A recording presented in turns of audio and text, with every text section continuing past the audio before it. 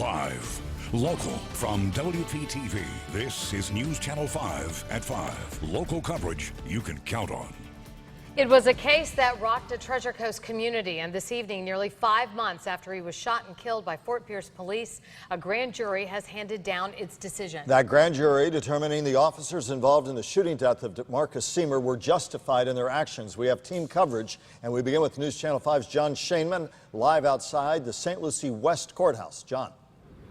In this grand jury summary that we received this afternoon, we learned that Demarcus Semer was killed by a single gunshot wound to his lower right back, and we also learned he may have been trying to avoid arrest for minor drug offenses. It's okay to murder because it was cold-blooded murder. A mother in tears after learning that the two Fort Pierce police officers who shot her son will not face criminal prosecution for their actions. It's saying that justice is okay to kill the ones that are sworn to protect us. It's not fair. Demarcus Semer would have been 22 Monday. On the night of April 23rd, officers tried to pull him over along North 19th Street. The grand jury summary says Semer didn't provide his license at first, and officers noticed a small amount of marijuana on the instrument panel. After refusing to get out, Semer put the car in gear, running over one officer's legs. That officer fired his weapon from just above the ground.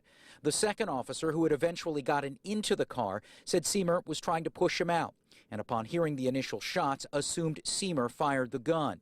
Seconds later, Semer got out of the car, and there was a short pursuit. The second officer said Semer turned back toward him and raised one of his hands. The officer said he saw an object in Semer's hand and fired. When finally reaching Semer, his hands were empty, his cell phone found a few feet away. A search of the car Semer was driving found drug paraphernalia, and a small amount of marijuana was found wrapped in plastic along the street, but no prints or DNA could be found on it. Demarcus Semer had no criminal record before his death. Nothing prevents us from moving forward with a civil lawsuit. So I look at it this way, it's our time now to move forward with the investigation on our own.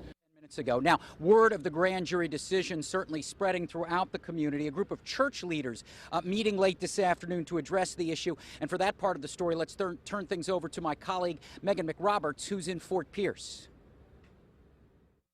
Well, John, about a dozen local pastors speaking to us just outside the First Bethel Baptist Church here in Fort Pierce with a message to investigators that if justice was served, there should be no issue giving all of the information behind the investigation. They also released 6 bullet points of information, a call to the police department of things they want to see change as a result of this grand jury decision, including the creation of a civilian review board, or adding dash cameras to all patrol cars, or hiring and recruiting more minority officers. Out here, though, a big message was one to the community to remain peaceful regardless of the decision. Here's what several of the pastors had to say to the community tonight as they anticipate there could be some protests. Continuing to ask the community to stay peaceful and law-abiding. And we are also asking that law enforcement would do the same with the community. And we've heard several people in the community start about organizing protests for this evening, but the good news is so far everything does appear to sound peaceful, and officers right now not expecting any major problems. Reporting in Fort Pierce, I'm Megan McRoberts, WPTV News Channel 5.